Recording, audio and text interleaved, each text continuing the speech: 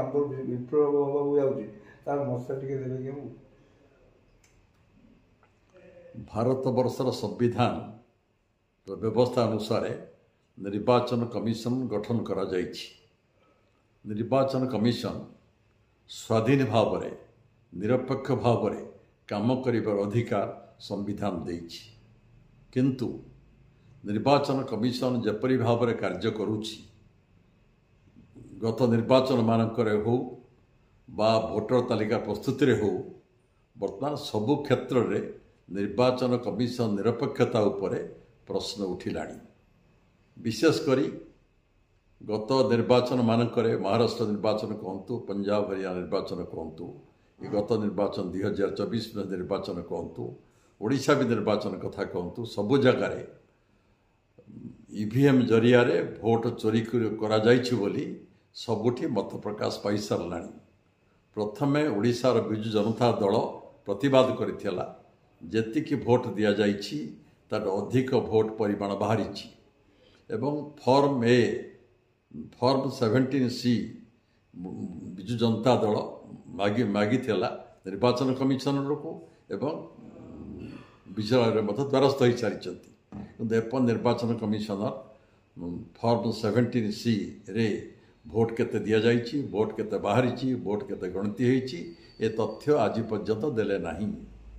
କାହିଁକି ମୁଁ କହିଦିଏ, ପ୍ରତି ନିର୍ବାଚନରେ ଭୋଟ ଦେବା ଗଣତି ହାର କିଛି 1%, 0.5% କି 1.5% ବାହାରି ଥାଏ, ଅତୀତର ଅଭିଜ୍ଞତା ରହିଛି। ଏବେ କିନ୍ତୁ ଦେଖାଯାଉଛି 10%ରୁ 35% ପର୍ଯ୍ୟନ୍ତ ଭୋଟ ବ୍ୟବଧାନ ପରିଲକ୍ଷିତ ହେଉଛି। ଯେତିକି ଭୋଟ ଲୋକ ଦିଆଯାଇଛି 30%, 35% ଭୋଟ ଅଧିକ ଗଣତି ହୋଇଛି, ବାହାରିଛି।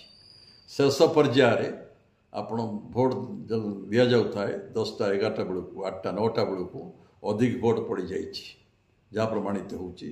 ଯେଉଁ ମାଧେପୁର ଘଟଣା ଯେଉଁ ରାହୁଲ ଗାନ୍ଧୀ ପାର୍ଲାମେଣ୍ଟରେ ଉଠାଇଛନ୍ତି, ସବୁ ବିରୋଧୀ ଦଳ ବର୍ତ୍ତମାନ ଏକ ହେଇକି ନିର୍ବାଚନ କମିଶନର ନିରପେକ୍ଷତା ଉପରେ ପ୍ରଶ୍ନ କଲେଣି।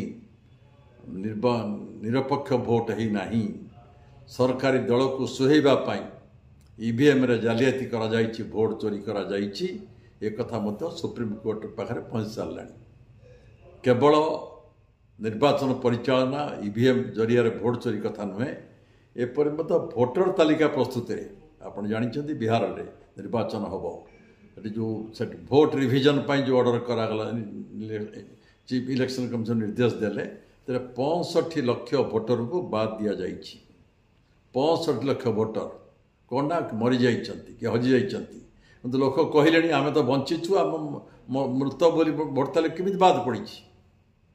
ତାକୁ ସୁପ୍ରିମକୋର୍ଟ ନିର୍ଦ୍ଦେଶ ଦେଇସାରିଲେଣି, ପୁରା ଭୋଟର ତାଲିକା ବର୍ତ୍ତମାନ ଜନତା ପାଖକୁ ପହଞ୍ଚାଅ। ଜନତା ଜାଣୁ କେଉଁମାନେ ମରିଛନ୍ତି, କେଉଁମାନେ ବଞ୍ଚିଛନ୍ତି, ଏ ଭୋଟ ତାଲିକା ଠିକ୍ ହେଇଛି କି ନାହିଁ। ବର୍ତ୍ତମାନ ଏହାକୁ ପବ୍ଲିକ କରିବା ପାଇଁ ଯେଉଁ ଭୋଟ କଟିଛି ବିହାରକୁ ନିର୍ଦ୍ଦେଶ ଦେଇସାରିଲେଣି ଏବଂ ପ୍ରଶ୍ନ ମଧ୍ୟ କରୁଛନ୍ତି ଭୋଟ ଜାଲିଆତି ସମ୍ପର୍କରେ। ସୁପ୍ରିମକୋର୍ଟ ମଧ୍ୟ ୟା ଉପରେ ଆଉ ତଥ୍ୟ ପାଇଲା ପରେ କ'ଣ ବି ଫଳ ଦେଇପାରେ।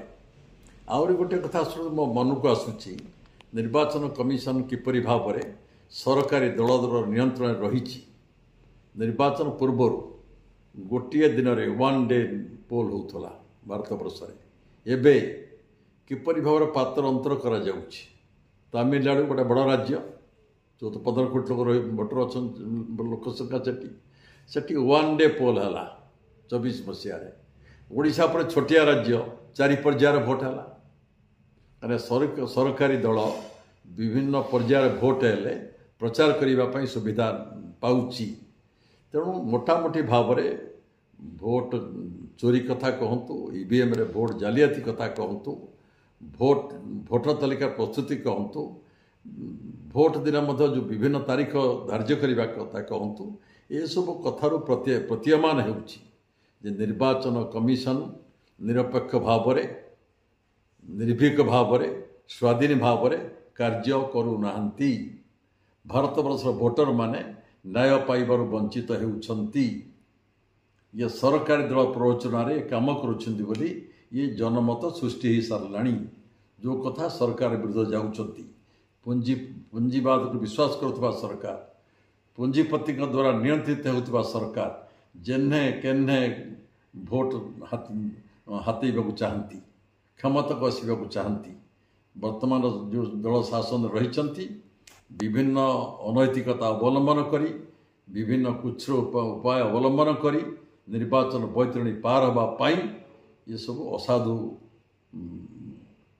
असाधुता अवलंबन करुँच जहाँ दुखदायक दुर्भाग्यजनक बर्तमान सारा भारत वर्षर सबु दल सबु विरोधी दल प्राय एकाठी सारे जो निर्वाचन कमिशनर निरपेक्षता उपरे प्रश्न जोरदार प्रश्न सृष्टि कर सारे भारत वर्ष में वायुमंडल सृष्टि सारे सरकारी दल भोट जितवाई निर्वाचन कमिशनर को आयुध भाव में व्यवहार करुँच ये विचार आलोचना सर्वत्र भारत वर्ष चलने वर्तमान सुप्रीमकोर्ट ए घटना पर चर्चा करुँच अपेक्षा समस्त करिसेंती सुप्रीमकोर्ट मध्य राय या कौन देउछि आम भारत वर्ष स्वाधीन होती आम 79तम स्वाधीन दिवस पालन गतकाली पालन करिसेंती आम जितेबले आम 79तम स्वाधीन पालन कले आम 88 वर्ष अतिबाहित हो सारी लंबा समय भारत वर्ष भारतीय लोक सरकार चललानी किंतु एटी समाजवाद प्रतिष्ठा केमी हम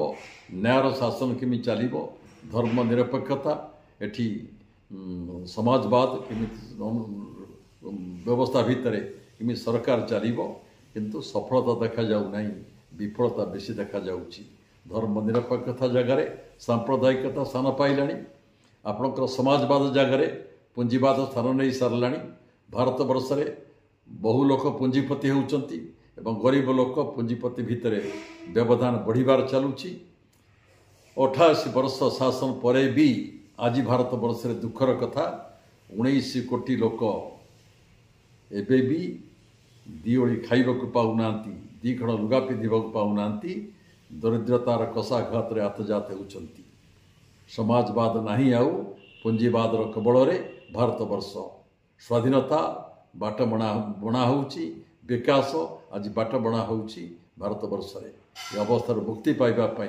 भारत वर्ष लोक जागृत होगा पड़ो एकत्रित होगा पड़ो न्याय पाई स्वाधीनता पाई समाजवाद पाई धर्मनिरपेक्षता पाई गरीब लोक मुहर हस फुटेबा पाई।